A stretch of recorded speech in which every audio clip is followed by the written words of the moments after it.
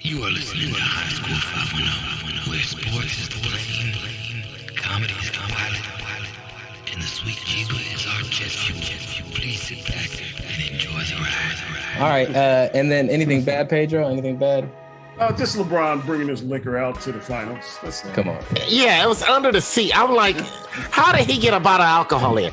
You know, I couldn't even take my water. They made me pour out my water bottle of ice, and I'm a diabetic going into the Oakland A's game, and he got a bottle of liquor, of his own liquor, underneath the seat. One thing, if anybody needs better security at a sporting event, just call O.Co Coliseum, whatever it's called now, and get they security staff, because the motherfuckers won't let you go to any seat that's not yours and won't let you in without patting you down and scanning you with the goddamn airport security system. Bruh, it's crazy. Yeah, see, that's one of the. You're right. That they take that super serious. Like, look, if somebody bring a gun to the Oakland A's game, it's because they're trying to shoot themselves for watching this shit.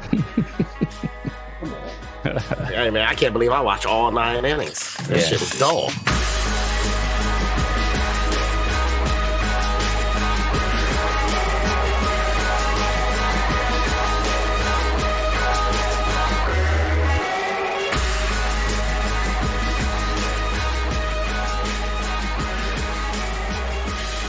Pedro, how hot is it down there? It's a nice, cool 79 degrees right now. Oh no, 81. It went up too close. Okay.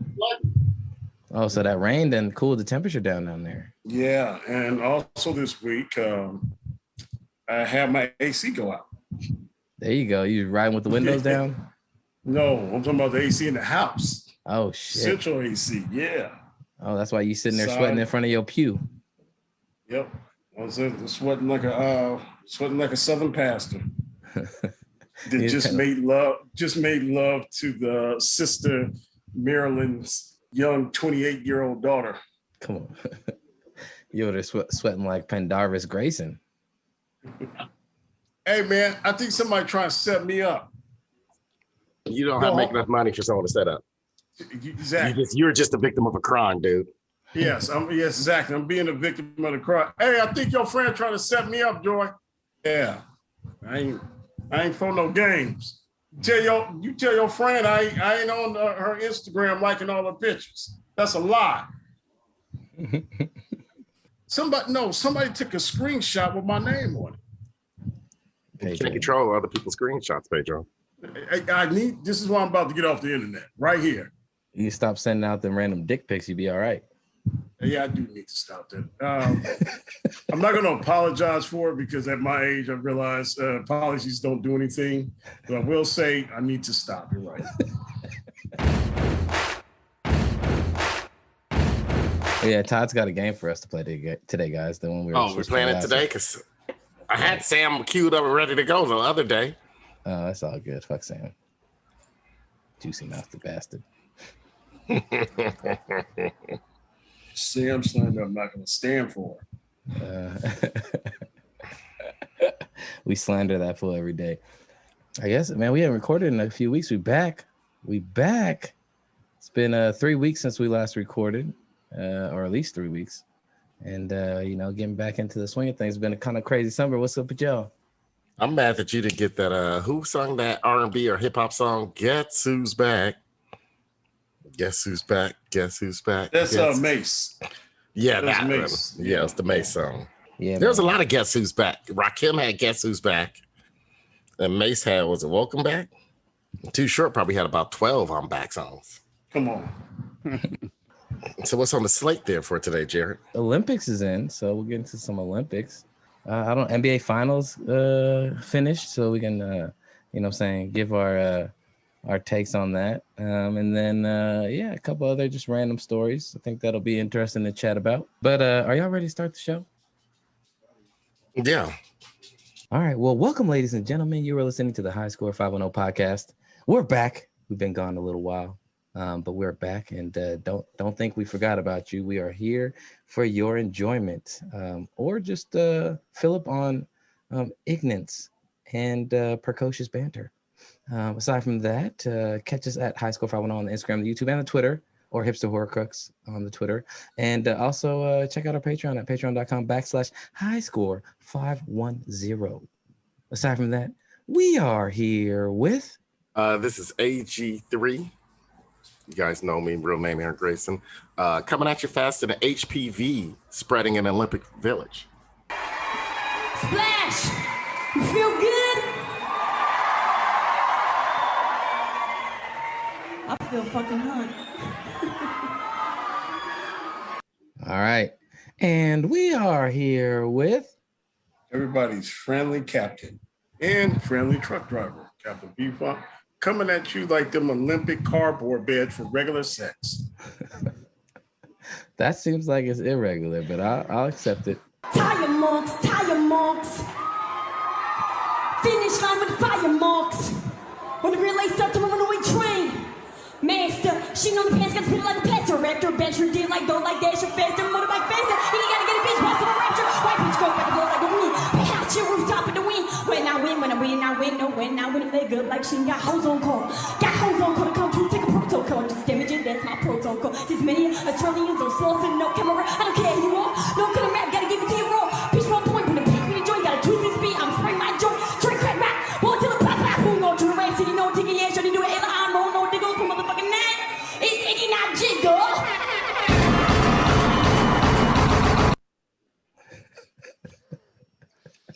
And that shit was whack, Jared, man. Since the first show, you've been trying to get that shit on and talk about how good it was and all that. So I'm like, man, I'm disgusted that we've been away so long. You're going to play that as my sound bite and crap like that. Oh, shit. All right. And we are here with... What's up? It's Todd, aka High End Toit. Let's see. You're just looking up YouTube clips? Yeah, pretty much. His favorites. I think he's looking up other favorites too. You got to save. You got a whole playlist of Logic videos. Oh, I should have more Logic stuff. Here we go. I don't love. Oh, from night to night you find me. And now I want to hear the Swedish girl that raps faster than Logic. What happened there? F that noise. More tabs than Aaron up on a weekend.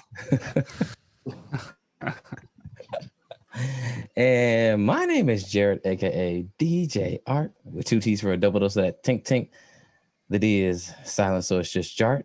And I'm up here in the heat of Calaveras County. Shout out sponsorship.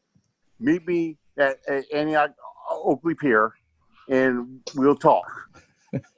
It feels like the Oakley Antioch Pier, how hot it is up here. How's everybody doing today? Good. Just hot and tired. Doing all right. Just to let y'all know, Pedro and myself are shirtless right now. Pedro does not. Oh, he was shirtless. He put a shirt on. Okay, well. All right. The rest of y'all didn't get involved in getting naked, so I put my shirt back on. They're gonna have me and freak out this group. If you know my Sunday routine, I had to put on more clothes just to come on the show. Yeah, well, Todd's wearing a beanie and a hoodie. I am shirtless. And Aaron and Pedro are in different forms of, loungewear garb. So I guess we should just start getting into some news. Michael B. Jordan will produce and potentially star in a Black Superman limited series for HBO Max. He's already been tabbed as one of the producers on the piece, but the show or the series would feature Earth 2, an alternate Earth universe from the other Superman series, where it would feature Michael B. Jordan potentially as Superman. And what's the name, Aaron? It's a Val Zod, a Black Kryptonian that holds the mantle of Superman in one of the canons. So, what do you guys think about a new Black Superman played by Michael B. Jordan? Sounds like Earth 3 is a better place. It might be the first time. I might get a job. Living on one of these other Earths. I get a job importing kryptonite to Earth 2. What if they went in there and they like brainwashed him and got him to do like that Sammy Sosa thing? Like he went from being a Black Superman to being the strawberry Superman to being the vanilla Superman. I tell you what. DC already, has already been kind of behind Marvel. Some people would say, not comic book wise, but film wise. Film wise by far. Film wise, way behind Marvel. This just took 3 steps backwards. Only thing DC has on Marvel is their animated series are better from what I've seen. Yeah. Or they're pushing the they're pushing the animated envelope way better with some of the Batman movies and because their TV shows. it's because it's like the comic book, and I was telling you, Jared, they got great. Their comic books blow the Marvel comic books out the water. No, I'm saying because it's more believable in cartoon, like the things that they do. You see what happens when you CGI all the stuff that they try to do in the films. It looks ridiculous. Mm-hmm. So you can't do the overpowered, over super-bearing destruction and explosions that they can do on, or using a cartoon or animated. You can't. It's hard to do.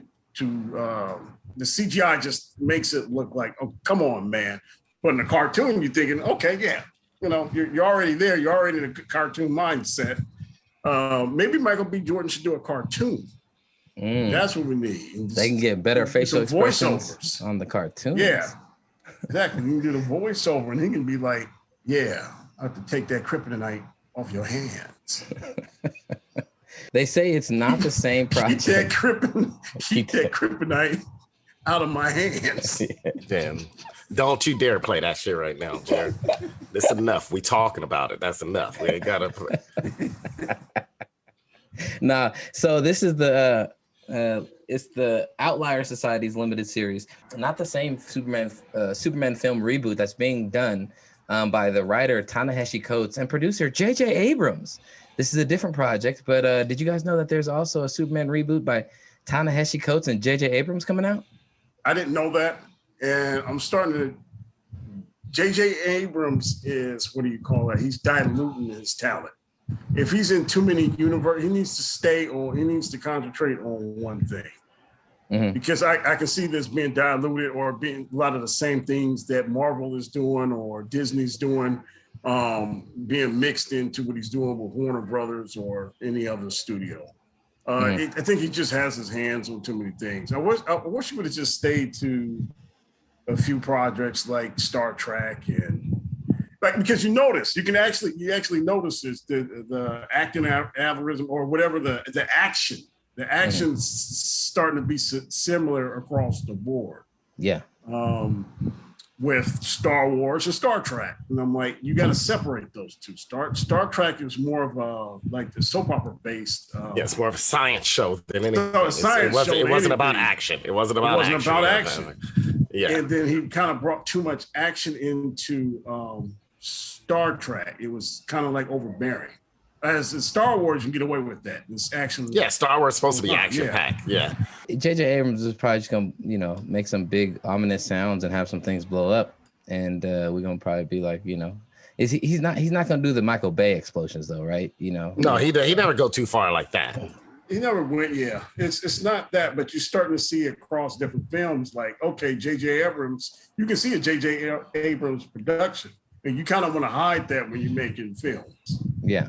He should. He got to still work. As a director, you don't work as often like an actor. Like you might do a movie every 2 or 3 years as a director. So you still got to work, Pedro. Man got kids like Latrell Sprewell family. Their kids got to eat. I win. I still take him over that other fool, man. Michael Bay, yeah. No, of course I take him over Michael Bay. The other guy who used to do comic book movies, but he's an asshole, kind of on set. The one that did the first Avengers movie, Josh Whedon. Oh. Yeah, that's where they got drafted by the Browns and didn't do nothing. Come on, man, that's Brandon Wheaton, who Pedro was praying he was do something. Pedro was praying. Well, this just in. What would Michael B. Jordan do?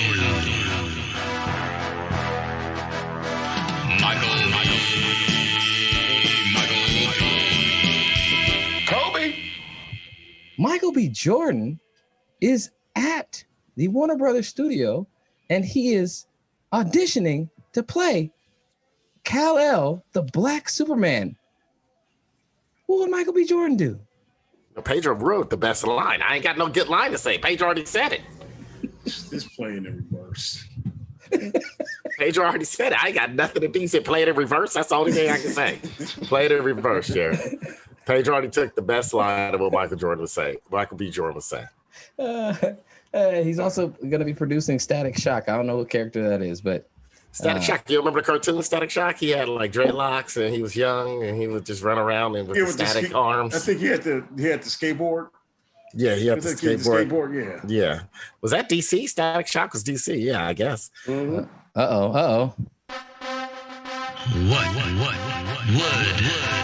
Michael Jordan do? Kobe. Michael B. Jordan is interviewing Mekhi Phifer on potentially playing Static Shock and how to wear some fake ass dreads. What would Michael B. Jordan do, Aaron? Yo, Mekhi Phifer, I saw you in Soul Food. I know you might have a contract out to do rap with Sticky Fingers and probably got about 3 more movies that's going straight to DVD with other people from Onyx and Federal Star. But I'm going to have to talk to them and tell them I'm taking you off their hands. You're going to be in my movie as Static Shock. I need someone that can wear fake dreads. No one wears them like you. Look like a cross between the Predator and goddamn, I can't even think of somebody else that had some bad looking hair. And Samuel Jackson in half of his movies. Samuel Jackson and Jackie Brown. Yeah, exactly. Dude. With a current day Stevie Wonder. Man, Stevie Wonder. That's the only reason I know Stevie blind, because he's still walking around with 2 dreads on his hand. That's the only reason I know he's blind. I would have thought he was faking it all these years until I said, "Oh that's man, that's part of his con. Is like I'm gonna walk around with these shitty dreads." If that's part of his con, then you know what? He deserves everything he gotten because he conned everybody. he held the con to the end. The NBA Finals is over with the Milwaukee Bucks winning their first title since 1971. Giannis Antetokounmpo was the NBA Finals MVP.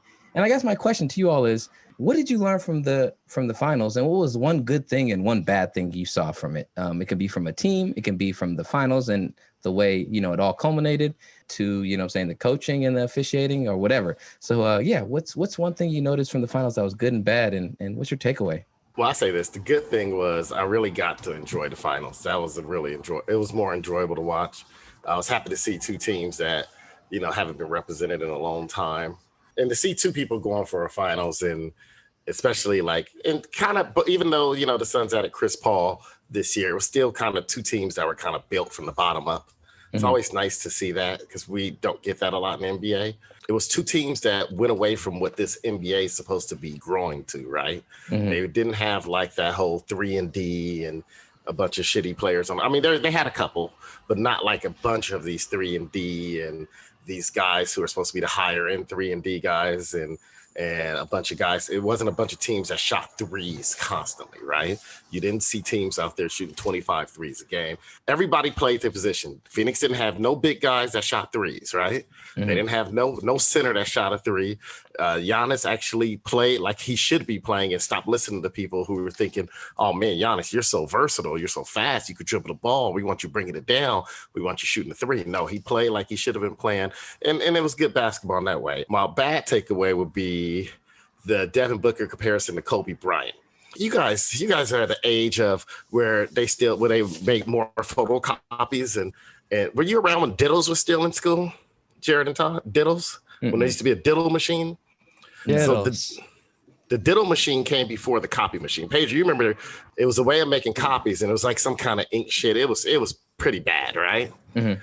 It was like the early form of copy machines. And I mean, the schools were ahead of their time by having them back then. We had the original document, which was Michael Jordan. And then we had the first copy, which was really close to the original document, Kobe Bryant.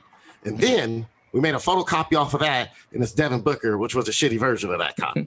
and I just getting tired of the comparison. It was like crazy. Oh, his mentor is this. It's like, man, he played in one little summer coaching thing, the Mamba Academy that Kobe had that one or 2 summers. And I'm like, he's like, man, this mentor, Kobe. I'm like, they're not even close to the same. The size is not even the same. The style of game isn't the same. Yeah. It was just sickening. I couldn't believe anytime Devin Booker made a shot, having 45 points, this and that. I mean, I like that Giannis scored 50 in that game 6, the final game. off of 25 shots. I really like that. Because Devin Booker had 40, and look at how many shots he had in those 2 games for his 40 points. Yeah. Yeah, no, I agree. Enough to score 65 or more. I agree. I think Devin Booker is definitely not Kobe. I think if you just look at their athletic ability, their fluidity, even if you just go straight to the other half of the ball, his defensive ability, he's not Kobe. Defensive ability, he's a turnover machine. He can dribble with his left hand. No, he has no left hand. He's gotten better at it, but he's not great at it. And Kobe didn't have a great left when he started, but it became Kobe had some of the best handles in the league. If you think about his size, he was really he handled the ball as if he was one of those guys and I'm not saying he was better than him. He's not better than Kyrie Irving, but he handled the ball in that way. He did crossover. He did things. He was off that mode of God Sham God. Yeah, I feel like Kobe in his first couple of years, he can go left he can go left adequately, but he would usually revert back to the right side more so. But that's a young player. But then he became that versatile where he can go either way and you get a shot from either side. And, he was way more unstoppable. Devin Booker is nowhere near that. I equate Devin Booker to being somewhere between a transition of Klay Thompson trying to become Kobe Bryant, which is still not going to become Kobe Bryant because he's not the same athlete fluid-wise.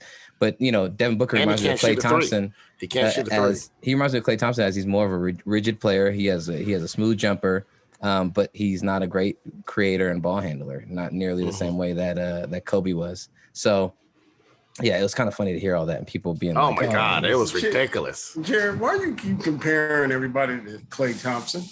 Because I feel like Klay Thompson is like a archetype. He's like a foundational piece of what you want out of a basketball player. Klay Thompson could have played in the 50s and been perfect fit, and he can play now and is a perfect fit because he plays hard D and good D, and he can catch and shoot. But he's not a great ball handler. No, I feel like the ball handling and smooth, being smooth with the ball in your hands became more of a big thing as like the 70s into the 80s and then into the 90s and early 2000s, like where you had and one popping up and it was all about like, being able to mix people up with the ball handling skills. Klay Thompson could have played in the 50s and just been a dude that was out on the court playing good D and just stroking from everywhere, and offensively would have been adequate and above average, right? In the NBA currently, he's still that because he has a mechanical way of playing where he just is able to catch and shoot. He can score from anywhere, but he's not a great ball handler. He didn't evolve with the game in that way. You know what I'm saying? He's gotten a little better, but he's not great at it. Todd, how about you? What was something you saw from the finals, the good and the bad? I was just happy for Giannis. I think it was cool. I was sick of all the normal storylines. So just like Aaron said, it was cool to see some fresh teams in there that we didn't have to go back to that well, like the same storyline, same stuff with the announcers always talking about. I mean, whether it's the Warriors or LeBron. So that was cool. It was cool to see him hit all those free throws in the final game. That was crazy. Yeah, he was locked in. No, you can see him like his game evolving during the playoffs. It seemed like every step everybody was talking about, it's a missing part of his game where everything he should be doing, he actually ended up doing as the playoffs progress. Yeah, it shows you if he hits like just 75 to 80% of his free throws, that like if he's getting to the line 15 times a game, you know what I'm saying? That's 12 more points that could be the difference in you winning the game. And they won by like 10 points, right? 8 points. So like being able to make those free throws is a big deal too. I say a point about the free throws, and I stole this. Nick Wright actually came up with this. He said, I actually like Nick Wright. He says some crazy shit sometimes, but I actually like him. And he said this after like game 4, I believe. He said free throw percentage is overrated. And he said it's very overrated. And he kept talking about it. And then he said because, and he broke down Giannis after game 5, and he's like, look, he said it before game 5, and he said, because if you look at Giannis's made free throws, right? Mm-hmm. His made free throws were double of the next person, right? So while he's shooting a low percentage, and while Shaq shot a low percentage, they made double the amount that anyone else in the finals. Yeah. Right. And so it's like you got Steph Curry shooting 93%, but he shoots like 2 free throws a game. Exactly. So where does that really help you? Yeah. If he shoots 2, the fact that Giannis, even though he's going down there, he might get 1 free throw. That's better than getting 0 points coming down. And here's the crazy thing. In the last 20 years, 14 championships have been won by LeBron James, Tim Duncan, Shaquille O'Neal, and now Giannis. The people who couldn't shoot free throws. Yeah. But you're looking – the only thing I would say to that is that percentage can be overrated, and I agree. I think But that's one of the reasons why, like, I put free throws made in our fantasy league, because you have some guys who are taking so many more free throws than everyone else because of the way they play. Yeah, they shoot a low free throw percentage, but those points are still accumulating in that way. They're still getting points, and there's value to that, right? The only thing I would say is that it really plays to those guys like a Shaq, a Tim Duncan, a Giannis, a LeBron, guys who are going to get a lot of free throws. They're not going to make the highest percentage, but they're still getting a lot of free throws. But in that case, even if they bump their percentages up to be around 75%, like those extra 4 or 5 points, or sometimes 8 points that they'll get from going from 50% or 45% to 60, 70 to 75% is like, those are points that a lot of these games, the margin that these games are being decided by, or that buffer where like they could be up 8 at the final, in the final frame where, now the Suns basically have no way to do anything. They can't turn it over. They got to make shots. You put that pressure on him versus if he only shoots like 70% or 65% in that game, he still makes like 10, 12 free throws, but he's not making that extra 4 or 5 that then are the difference of the Suns only being down 2 or 3 versus being down 7 or 8, right? So there is the importance of that percentage for these guys that shoot a big cluster, because if they can get it a little bit higher, closer to like 75, like is a reasonable like 75, maybe not 80, but 75, then that's usually extra, like, anywhere from like 4 to 6 points a game, that a lot of times these close games are being decided by anywhere between 4 and 6 points, right? He shot horrible at free throws in game 3, 4, and 5, and they still won. Because the point is, you're also putting pressure on the other team because now they're in foul trouble. Yeah. Regardless if you're walking away 1 point, it's better than shooting a fucking 3-pointer and getting 0, right? Yeah, that's what I was gonna say. Like for example, that's something to take note of for like Steph Curry when he was earlier in his career. I don't know the numbers, but I have a feeling just he was shooting a lot, and he shoots at high efficiency. So he would shooting, like you said about Giannis, he would not have to take a lot of shots to score a lot of points. But as he saw, he wasn't getting calls. Now, as he's kind of aged into that elite superstar, he does get more calls, and he evolved his game in order. I feel like driving more, he does get more calls now, and being such a high free thrower, he, like, you see him then able to, in his 34, whatever, how old he is, in his late 34 almost 4-year-old season, be able to still average 30 points. Cause I feel like he's taking advantage now of the free throws. I'd have to look up the numbers, but just that feels like that's what's going on. One thing that's going on, cause he knows now more. So that's for guys that do shoot good percentage to be able to adjust their game in order to get those calls. That's huge. And that's how they can evolve their games. And in the same way that someone like Giannis, knowing that he can, or anyone that gets fouled a lot, they can evolve by just getting better at free throws. But like those are directions for them to push their games. And that was just good to see, because he had been dogged so much by the media and by the fans, rightly so, for like such a terrible percentage. So to see him kind of overcome that in such a dramatic way in the last game was cool. Yeah. Well, and that's the crazy thing. Your superstars will hit them when they count. Shaq hit them when they counted in the finals. If you look at his finals, it bumps up like 10 to 12%. Who knows how much these numbers end up being skewed in the long season. Players just, they check out. And they're more mentally focused once you get to that. When you get into the meat and bones and everything. Not as focused as they were in the Olympics today. Yeah, we'll get to that in a minute. We'll get to that. Yeah, I'll wait till we get to that. I got something to say about that when we get to that. And Todd, anything bad was bad from the finals for you? I mean, gosh, I didn't pay as close attention. I'm glad I didn't hear all the talk about Kobe, because comparing Booker to Kobe, that announcer talk just bugs me so much. So now probably Chris Paul going to the Lakers or something. That's probably going to be a bad outcome of the finals, especially having it be so close. He's going to start he's going to chase ring hunting, ring chasing, and that's going to be annoying. I wish he kind of got it it would have been cool for him to get it with the Suns, but I would have been fine either way. It would have sucked if Robert Sarver got a title though. So fuck that for him. Shout out sponsorship. Pedro, what about you? It's funny you said that. No, Chris, I don't think the money for Chris Paul wants to get paid. He's not coming to LA. And the Suns already said they're not going to help him try to get there with a sign and trade either. So I doubt that that's going to happen.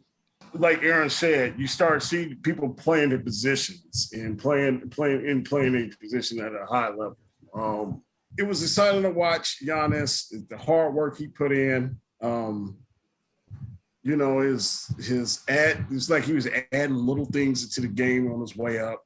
You know, you kind of see his hard work come into fruition. It was you just seeing everything kind of like develop before your eyes. You're just seeing he was already a superstar. Now you're seeing a superstar. You're seeing a Shaq type. And Shaq even talked about what Nick Wright said. But Aaron had brought up about getting to the line. Just get to the line. Play big. Be a presence. If you're a presence, that's what's going to happen. They couldn't stop it. They had no DeAndre Ayton, 7 foot, whatever he is. He was playing well in the playoffs. He met a superstar. It was like, oh, now wait a minute. Yeah, Giannis is on a different level. Yeah, Giannis is on a different level. It was tight to see Giannis because it seemed like Giannis's will was really feeding, and he was like, "You guys can't stop me." Even teams in the past, you know, maybe his immature self, he wasn't quite sure how to handle the adjustments of other teams.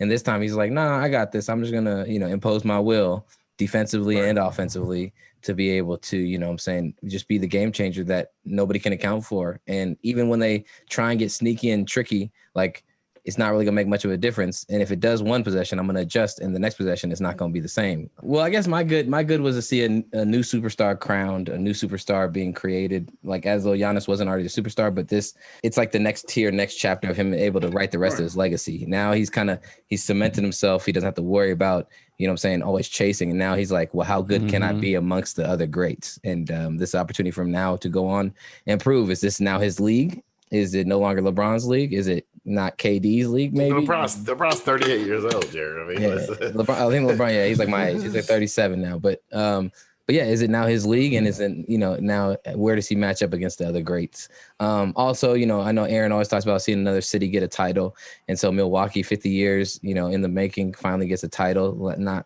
since last one they had Kareem Abdul-Jabbar playing for him. So that was cool. My bad. There's two bads. One, PJ Tucker got a title. But actually, you know, like I always tell everybody, I would love PJ Tucker if he's on my team. I'm tired of people like Sam Johnson, shout out sponsorship, always being like, he's a great role player. And I'm like, he's not a great role player. He's a good role player. He's an adequate role player for what he does, but he's not great at anything. If he was great at anything, he would be a really good 3-and-D guy. Stop saying 3-and-D. I hate that term 3-and-D. It means mediocre. It means mediocre. But the thing is, you know what? I give it this. PJ Tucker's more valuable to a team that wins than Brandon Ingram is. It depends. Brandon Ingram is a guy that only gets numbers for himself. He can't really help a team win. PJ Tucker can help a team win, even though I agree with everything you're saying, Jared. He's not a great role player. No, he's not all these things. He has to basically hide. And you know what's sad?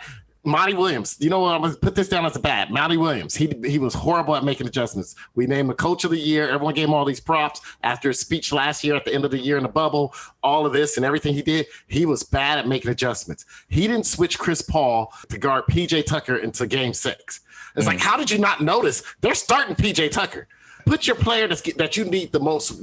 Whoever needs a rest, he's guarding PJ Tucker majority of that time because he just goes in the corner and highest on offense. Yep. And that's the thing. Get a loose rebound. That was my other bad. My other bad was the Suns' coaching and adjustments. What I saw in game 6 and 7, especially game 7, watching that game, I was just like, they're not playing the basketball that got them there. They went small, and I know it's natural. You crunch down your lineup, you shorten your bench when you get into crunch time situations and games and finals. But what got them there was that they had a deep rotation of role players on the perimeter that helped, keep the floor spread for what they like to do. It allowed Devin Booker to work more. Game 7, I didn't see any of those role, and I don't say those guys needed to be out there a whole bunch, but it needed to keep Chris Paul fresh, to keep Booker fresh, to keep these guys fresh on that rotation because they're going head up, and are they gonna be able to stop Giannis? Probably not. But the thing is, you keep your rotations fresh and you play that team basketball they were playing where they're rotating the ball. They're running real plays. They weren't running any real plays that game 7, especially in game 7, it was hero ball. They were trying to play the same style that Milwaukee was playing. Milwaukee is way better at that because they've done it all year and that's what they do.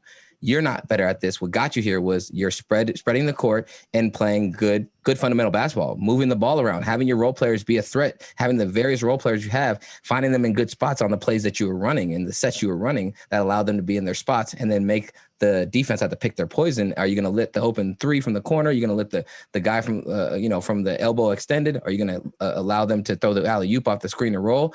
They weren't running that same offense. And a big part of it I saw was just Chris Paul and Devin Booker, you know what I'm saying, just running one-on-one ISO. And that's not like that's going to tire Chris Paul out. I'll be honest, Jared, that was their offense before Chris Paul got there. That was Devin Booker hero ball was their offense. Every year when everybody's like, Devin Booker's getting better. That's why they didn't make the playoffs. No, he's scoring a shitload of points, but he ain't making no one else around him better. And you saw what happened in that game 7. And that goes further than my point is that Devin Booker was a big disappointment. He was the bad in that he was trying to, I don't know if he was trying to be Kobe. I don't know what he was trying to do, but I didn't see him in the second half be effective whatsoever. He was forcing his way into the paint, getting the ball stolen or getting blocked or just, highly contested shots that weren't the best shot. And one thing, Aaron will contend that Devin Booker can't shoot threes. Devin Booker came into the league as a good pure shooter and he could hit threes. He wasn't like a Klay Thompson type, but he could hit threes. And if you leave him open, he can knock down threes. And he wasn't even trying to even keep that in his rotation that game 7. He didn't do any of that. And I was like, the stats are there, Jared. He's not a good three-point shooter. He just gets hot. Like every 7 games, he gets hot and he'll shoot like 8 for 9. And everyone thinks Devin Booker's a three-point shooter. Go look at game per game. The dude sucks at shooting free throws. Regardless of which, the point is, Todd, just look up the final. Look up the last 2 rounds of playoffs. No, but the point is, he's only at 35%. And as a shooter, 35% is not a good free. No, he's not a good 3-point shooter. He's never been. It's not elite. I'll give you that. But what I'm saying is that shooter's going to shoot, and if you're not keeping him honest, like Devin Booker is not the athlete Kobe or Jordan was, right? He's not even near the athlete that Kobe was. So comparing him to Kobe is like, oh, you're saying that he can get to the rim the same way Kobe can. He can't. So if you're a shooter, that's why I say he's somewhere between Klay Thompson and Kobe. He's not the athlete that Kobe is. Kobe can get to the rim. He's creative. He's athletic. He's fluid. He can get to the rim and make something happen. Devin Booker is not that, but that's all he was trying to do. So, like, you have to keep the defenders on. The defenders start doing what they did to Giannis. They start sagging back and they start doubling late. And that's why Devin Booker was ineffective that whole second half, because he was not keeping them honest by pulling up and shooting jumpers, whether it was 3-pointer or even just a deep 2, and making them say, oh, we have to guard this. They were like, oh, he's just attacking every time and making bad plays. And so that was the big disappointment, because that whole second half, I don't remember seeing him make a shot. I might have seen him, he might have made one shot, but I don't remember seeing him literally make a shot the whole second half that I watched. And that was the time when, like, you need your star to be productive. They ended up depending on Jay Crowder taking 3-pointers the rest of that whole second half. He was their only 3-point threat. You can't have Jay Crowder be your only 3-point threat. Todd, I understand you have a game for us today. Oh yeah. All right, Todd. Oh, I do. What are we? Do you have a name? Let's see. The name of the game should be This or That. We're gonna play a game of This or That today. A game of This or That. So the way this game works is Todd is going to give you guys a name of something, and it falls under one category. It's going to be this or that. What are the 2 categories that are this and that in this week's installment, Todd? Today's categories in this or that are hot sauces or metal bands. Hot sauces or metal bands. All right. Are you giving me the Jeopardy music? Wait, I'm supposed to answer now, or that's just the topic, right? That's the topic. Okay. I'm thinking Price is Right, Jared. I'm thinking Price is Right music. Okay, yeah, I have to get that one. All right, so Todd. Todd is going to announce, I'm not playing. This is between Aaron and Pedro, and there is a prize to be won today. There is a prize in today's game. So the prize I will announce later. But however, so what's going to happen is Todd's going to give you a name, and we're going to start. Pedro and Aaron, one of you will start. And if you can guess correct, you get to go again. All right. And you're going to go until you get an answer wrong. Once you get an answer wrong, it'll be the other person's turn to go. And they're going to see how long a streak they can get in a row of correct answers. At the end of the game, whoever has the longest streak will be the winner. Okay. So whoever can put together the longest streak of correct answers wins the game. And remember, the categories are hot sauce or metal band.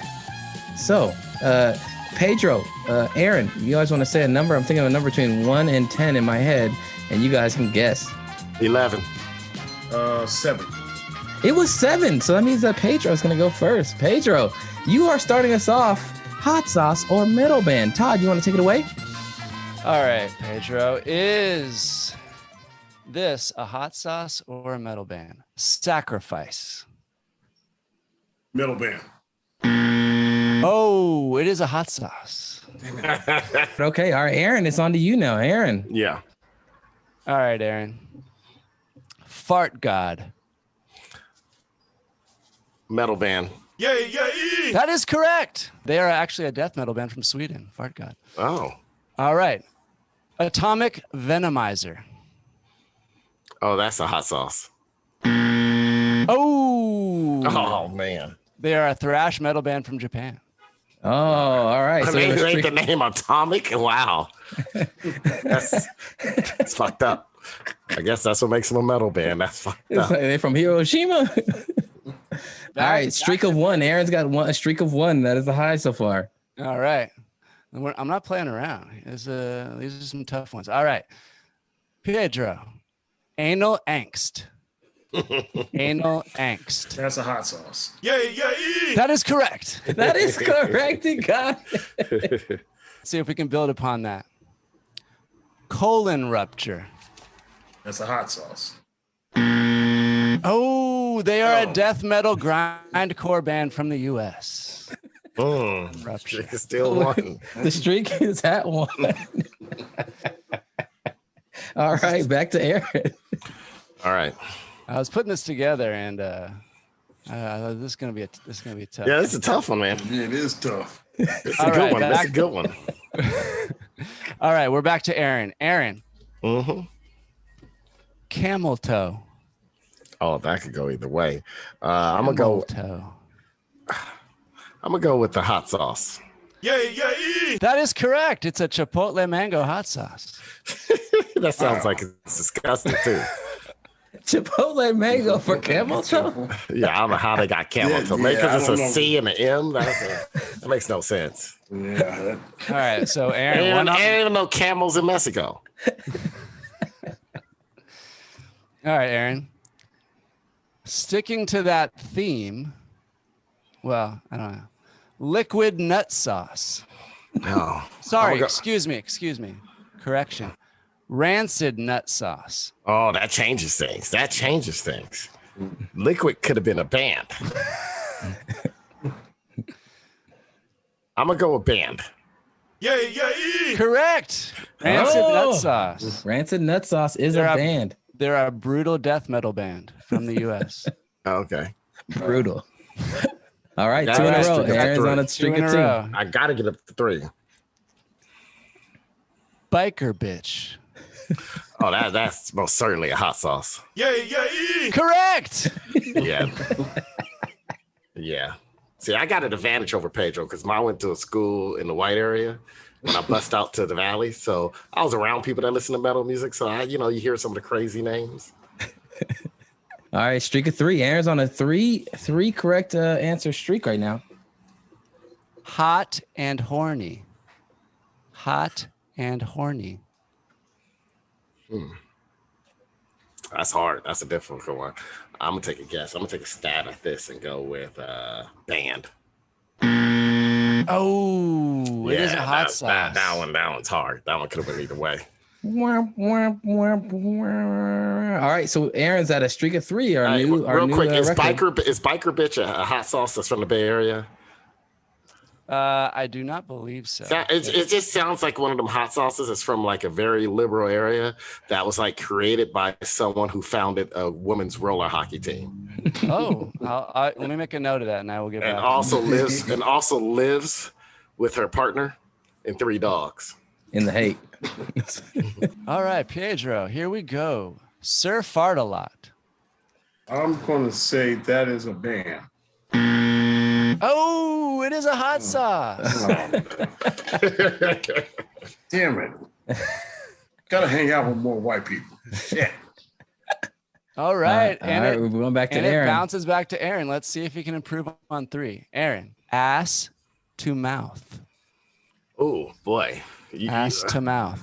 You sure you're not naming you're not naming things that was are you sure you're not going through my browser history? I was just about to see that. Sound like you're going through my browser history right now with the last couple of names. I'm like, hold on, man. Hold on, Todd. Did I see any shit on my screen? Todd, seeing my shit right now? I'm actually just reading Aaron's screen right now. I'm going to go with the band for Ass to Mouth. Yeah. It is a band. They are a brutal death metal and grindcore band from Poland. Oh, from Poland? Yeah. Hey, real quickly, 3-on-3 Olympic basketball. Poland had a black dude on a team named Hicks, dude. Hicks. Sorry for slowing up the game. I just had to say that. Poland had a brother named Hicks. They got ringers. I like the 3-on-3 because they got ringers. I saw that on the schedule, the 3-on-3 basketball. I got to check that out. All right, so that's one Aaron has on the board currently. Let's see if he can make it two. Smack my ass and call me Sally. Oh, that's a hot sauce. Too long to be a band name. Yeah.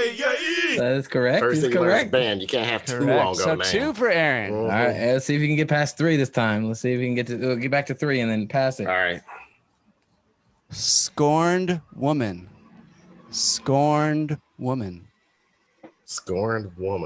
Hot sauce. Yeah. Correct. Yeah. Because I know nothing, and that's probably a very hot sauce. Knowing that one. You know, I felt like I've had the Scorn Woman before because I ate at the Cluck U back in the day. That's now become Smoke Eaters hot wings. And that was the night that I ended up pouring milk down the crack of my ass. And I felt like they must have used Scorn Woman that day. No lie, I went in the shower and poured milk down the crack of my ass. Everything was burning. That should be a hot sauce name right there. Milk down the crack of your ass. Yep. Or everything's burning. Either way. That's how everything was burning, man. I couldn't take off my contacts. I couldn't do shit. On that note, Anal Carnage. Anal Carnage, that's a band. Yeah. Correct. I heard of them.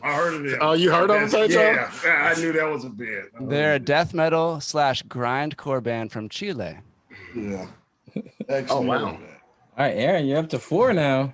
All right. Up to 4, Aaron man. was built for this game. Aaron, I'm gonna give you a tough one here. Toilet fetus. Oh boy. Oh, that is awful. I'm gonna go with band, man, because you can't sell that hot sauce name that. Yeah. That is correct. Wow. Yeah. Toilet fetus. We can say that on this podcast. Yeah, you can say toilet fetus, man. You can't say it in Texas. All right. Nah, you get sued for saying it in Texas. It looked like this episode will be played in Texas. All right, we have a streak of 5. That's going to be tough, regardless if Pedro can steal the game back. But here we go. White Zombie. Band. Oh, it is a hot sauce. Oh, man. All right, White Zombie. That one just sounded like a band. Aaron sets a new record at 5 in a row. Good job, Aaron. Good work. Fire. He's on fire. Well done. Several assholes was on fire too. Yeah. All right. Yeah. Here we go. Tingleberry.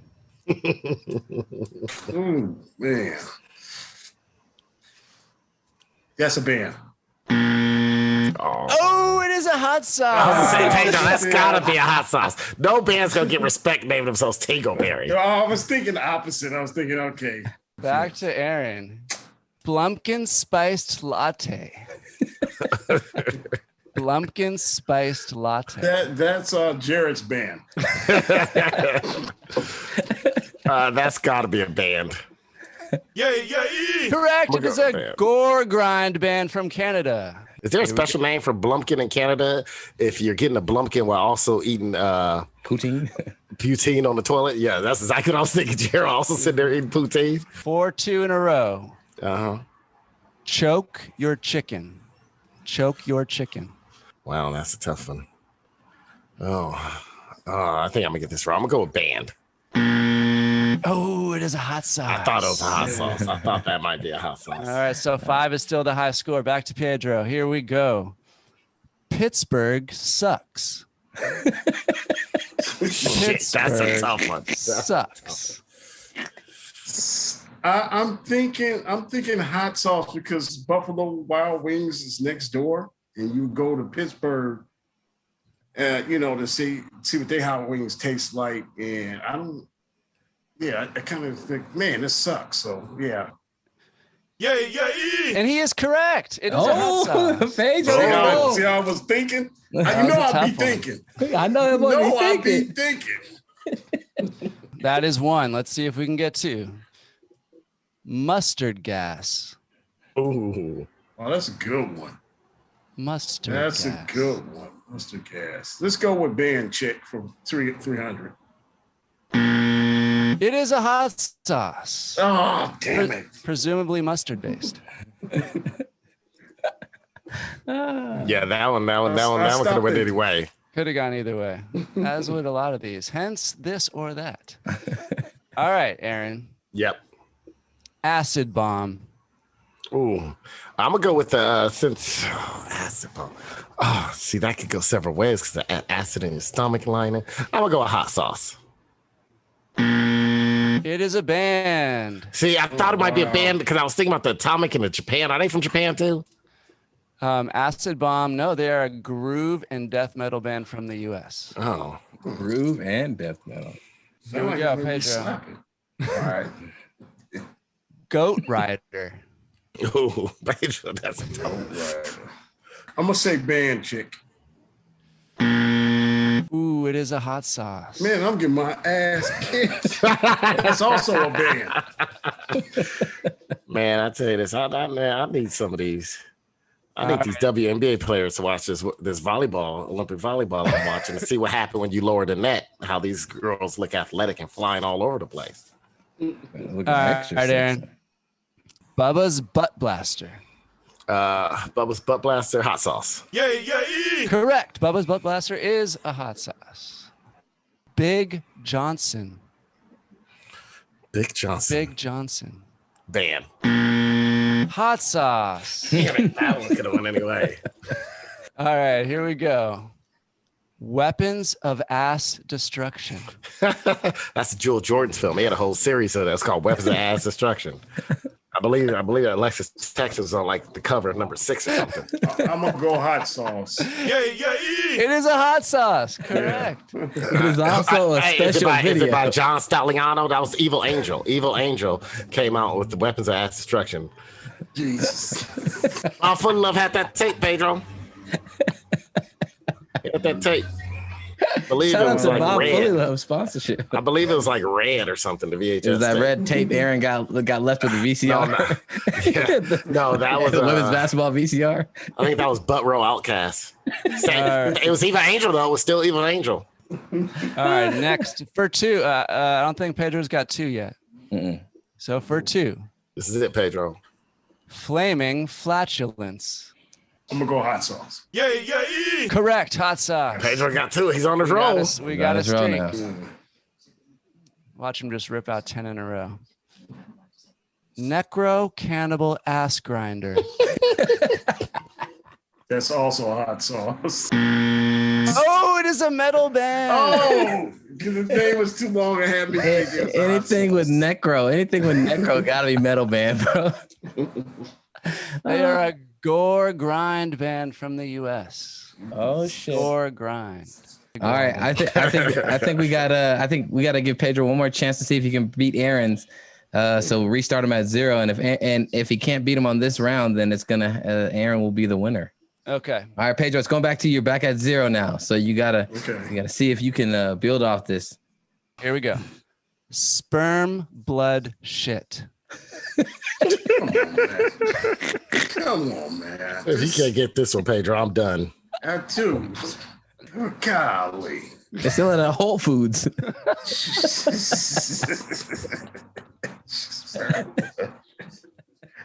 Please tell me that's a band. It is a band. Correct. We're starting off right. They are a death metal grindcore band from Italy. As you'd expect. My mom can't hear this shit. All right. Pleasure and Pain.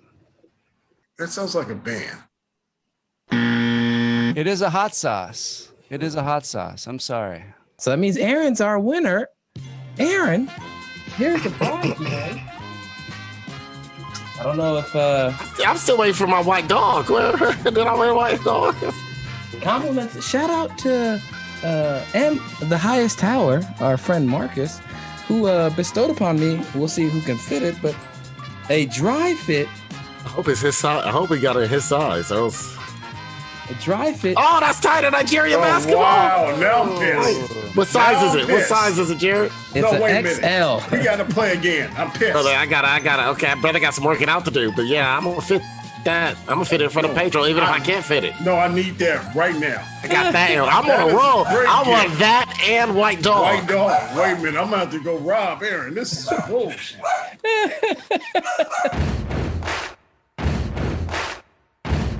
Cutty Corner shoutouts. Cutty Corner shoutouts is the segment we end the show on where everyone gets a chance to rant, complain about something that is going wrong or that they just are just not getting down with recently. So Cutty Corner shoutouts. It's time for Cutty Corner. God, if you listen, help!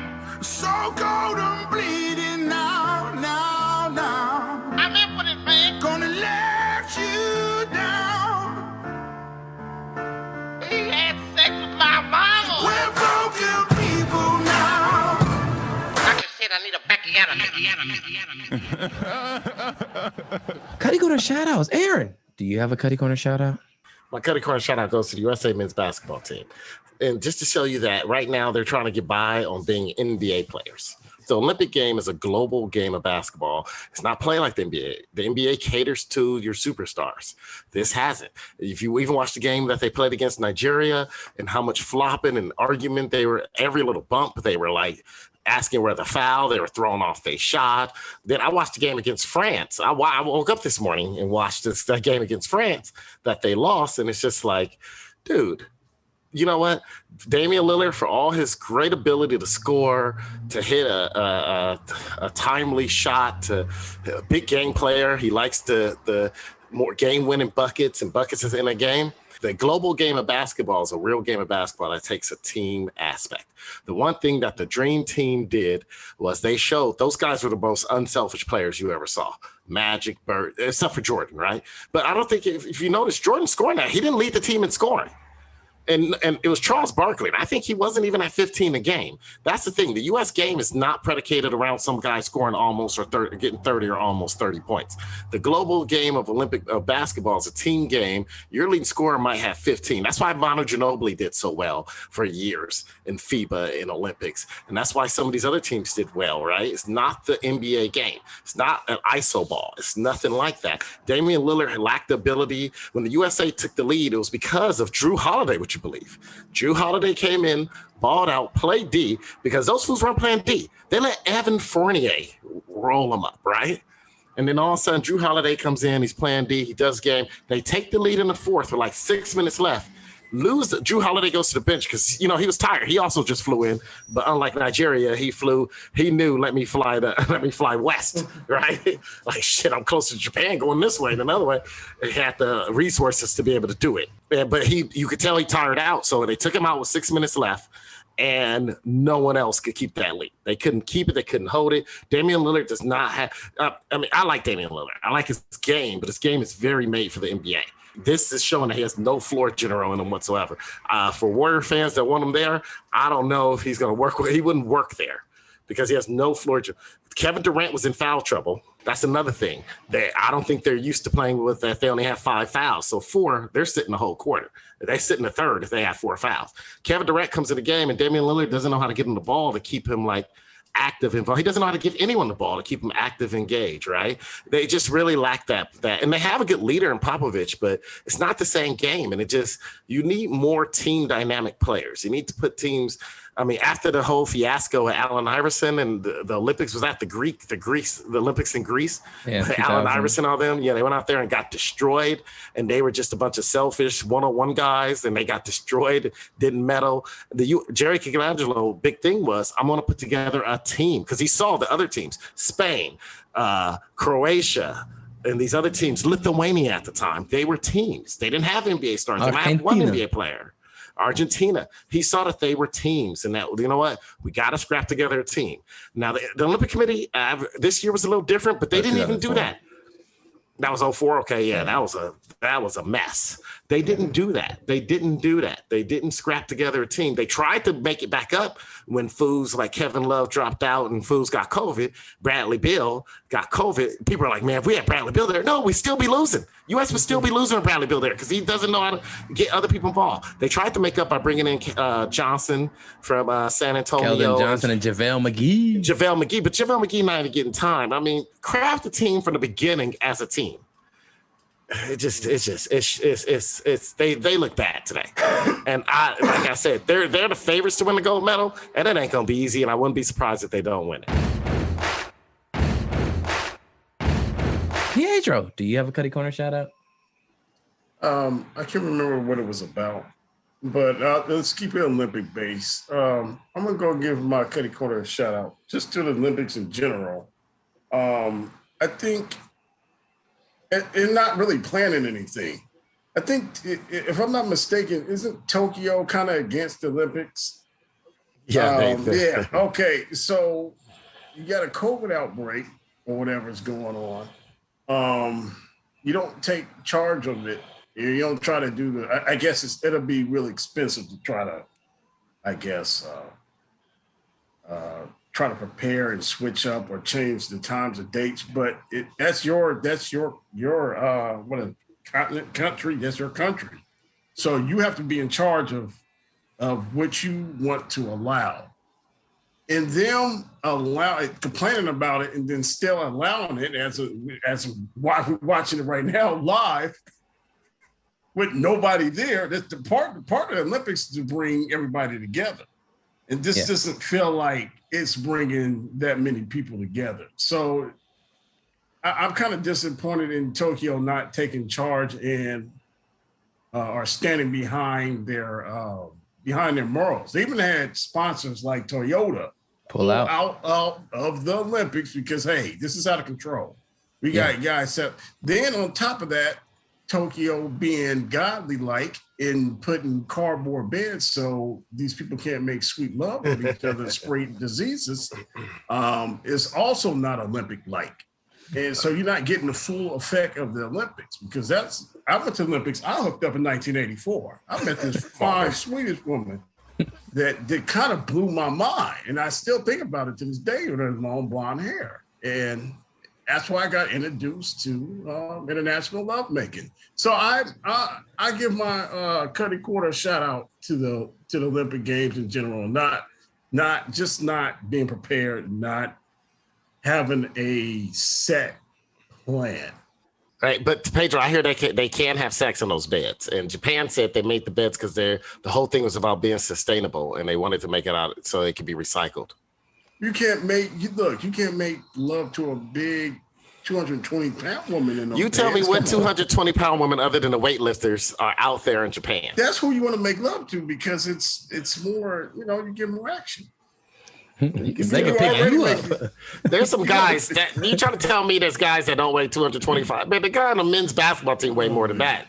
Yeah. Man, you can make love to a 225 but it's pound two woman. of you. If it's two of you in there, it was Japanese design. The gymnasts don't need beds. They can flip on the ceilings and on the walls and do all kinds of kinky shit. That's not regular.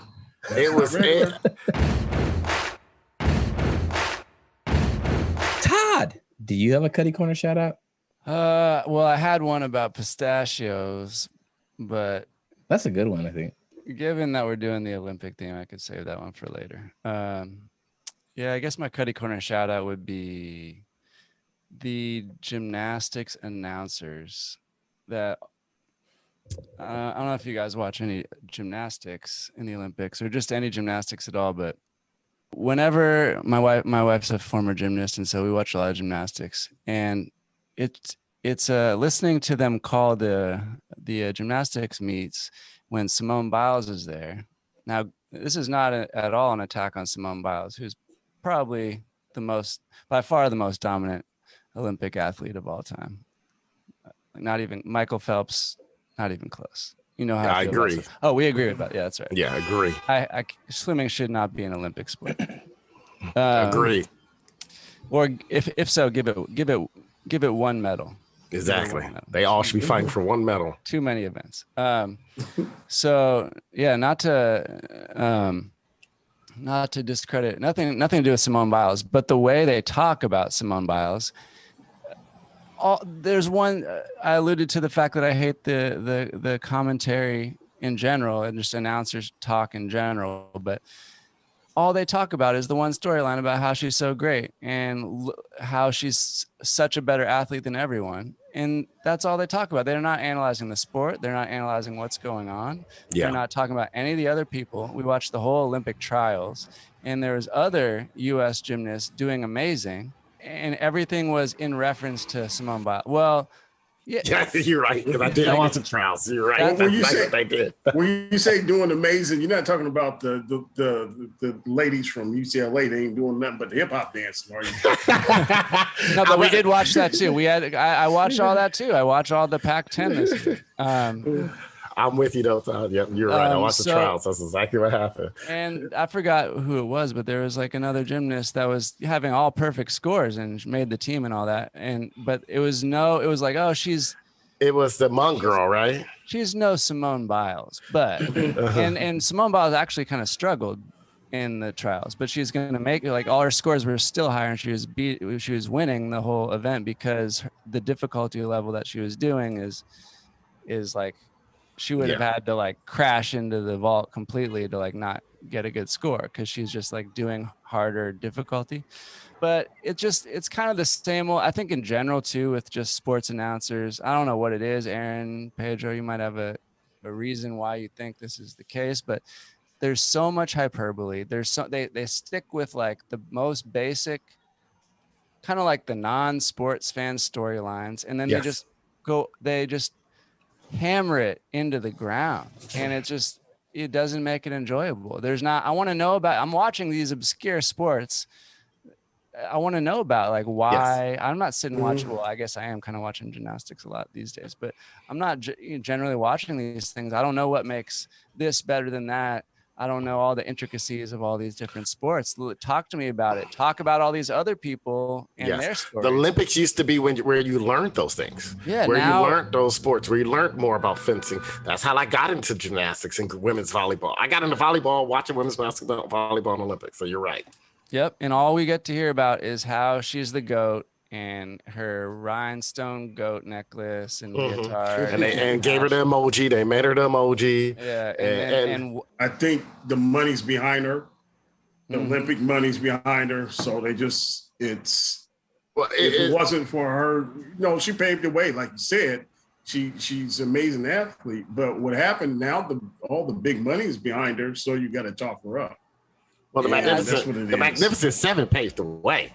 The problem is, I think, it's exactly what you said, though, Pedro. It's clickbait now, right? Yeah. It's clickbait. And all the announcing now is trying to get people who are very casual, who are just going to sit down for a second to watch this, right? Because it takes time for them to explain the intricacies of what they're doing. It took time back in the day when you watch, what was his name?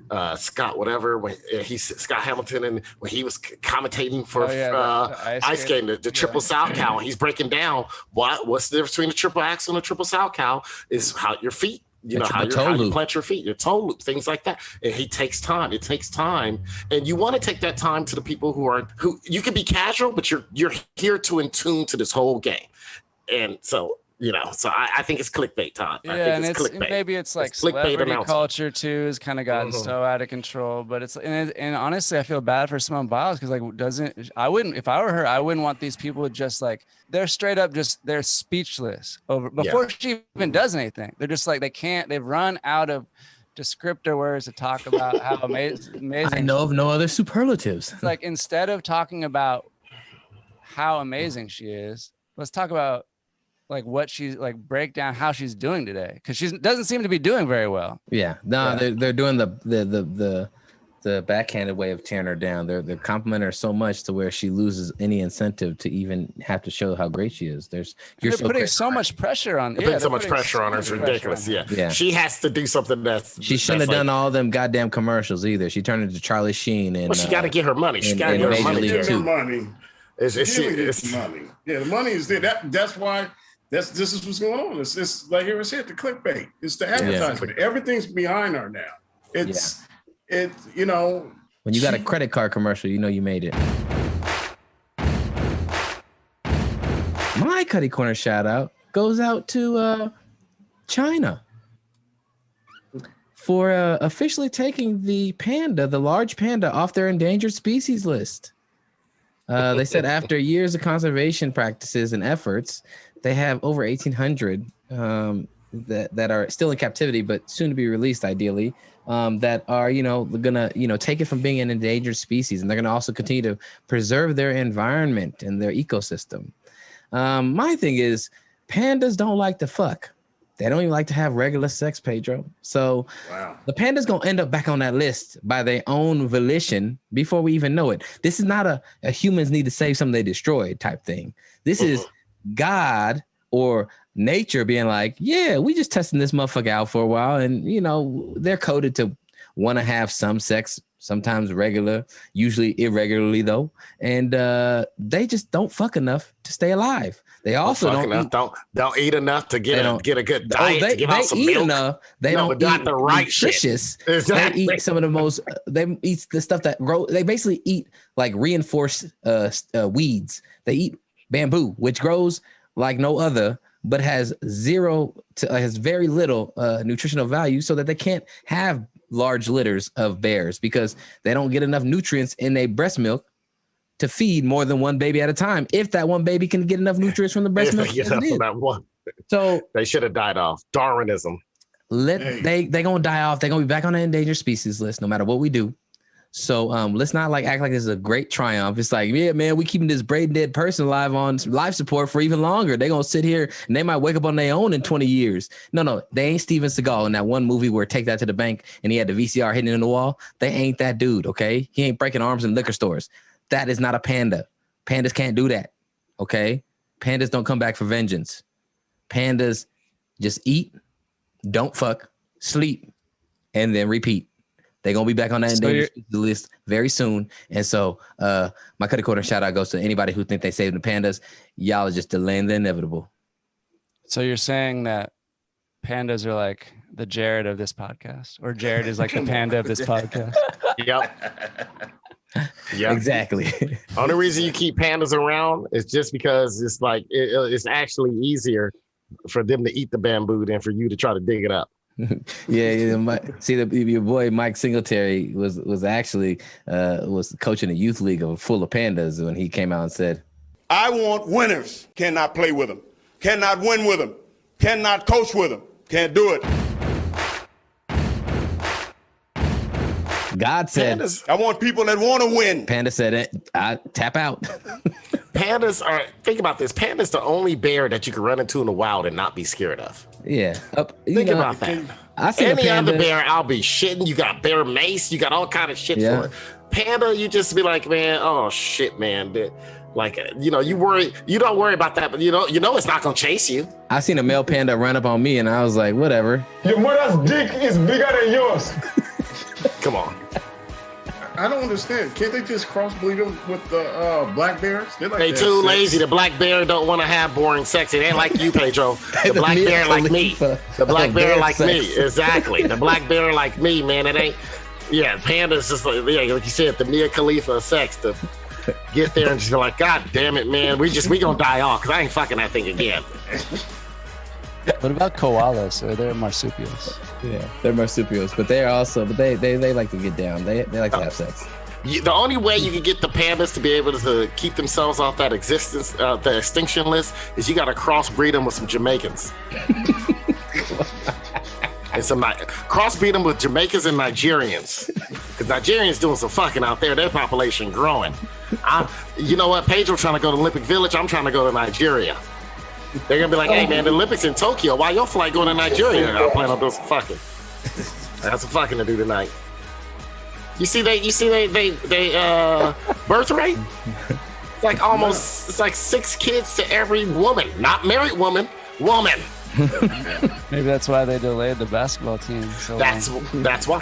Hey, they saving NBA and NFL. I got no problem with Nigeria. Because here's the thing you got to realize: their country's also very modernizing. It's modernized now. It's it's modernizing more with that high birth rate. It's actually dropped because the more you modernize, of course, your birth rate gonna drop. But be prepared. I can see them in a generation or two being past the United States and heading towards that $1 billion population. And the I'm hoping to pandas, get in on it. the panda's gonna show up to Jamaica and be pleasantly surprised. It's your boy Chatana. Come on, man. I'll tell you this: you send a couple of female pandas to to Nigeria. You send a couple of them to Nigeria, and then we might see some changes. All right. I'm trying to get out to Nigeria, Pedro. I'm gonna have me 2 3-on-3 squads. I see. That is our show, my friends. That is our show. Any final words y'all have for our fans out there? Yeah, man. Welcome back. Welcome. Guess who's back? Welcome back. Just play the main song for me right there. I'll play it. I ain't gotta sing it. All right. By the way, Charles Barkley averaged 18 points a game in the 92 Olympics. Oh, okay. Okay, so he led the team in scoring, and probably Jordan was right second. Jordan at 14.9 right behind it. Yeah. See, and even Jordan's like, look, man, and he focused on defense in that Olympics. Him and Pippen. They'll keep people under 50 points a game. Yeah. Yeah. All right. Pedro, anything you'd like to say? Just everybody stay safe. Don't go out and get the Spirit airline variant of the COVID. Just still make sure you're vaccinated. Wear a mask. Jesus. There's several things that's going to keep us safe right now. Mask, social distancing, vaccinations, Jesus.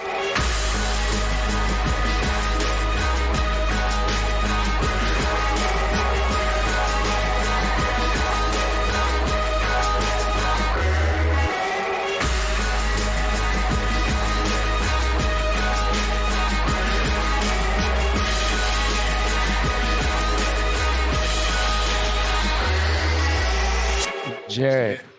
Huh? Let me get you real quick. One round of the this or that. Oh yeah, I want to hear this. That. I don't understand why Jarrett didn't play, man. He don't know all these damn things. I was there when we came up with the Todd had the idea in the car with the topic. We stopped at Pedrix last week on the way up to Tahoe, and they have this whole wall of different hot sauces. And so then we were driving, and Todd's like, that would be a hella funny game if we did hot sauce or like metal band. And I was like, that would be ridiculous. So then that spawned the idea, and Todd's been working on it. So, all right, yeah, give me one. All right, let's see. Flaming Blood. It's a band. Yeah. Correct. That's one. Okay. All right. Purple Hippo. Hot sauce. Yeah. It is a hot sauce. Ooh. Right away, too. All right, here we go. Burn the Week. Burn the Week. That's a hot sauce. It is a band. Oh, Jarrett only got two. Deathcore from Germany. God dang it. Nice try. I could have won my Nigeria basketball shirt away from Aaron. No, man, you wasn't part of the competition. We played. Me and Pedro had heat against each other. It was pressure. They now hand out the Finals MVP trophy to after when the Big Three game is over for the NBA Finals. Hot Buttered Anal. Hot Buttered Anal. Oh, that's a band. That has to be a band. That's a band. Yeah. Texas Taliban. That's a hot sauce. That's a hot sauce. Oh, that's a band. That's a hot sauce, band. That's a hot sauce. Aaron is correct. It's a band. Aaron's good at this. Aaron is legitimately good at this one.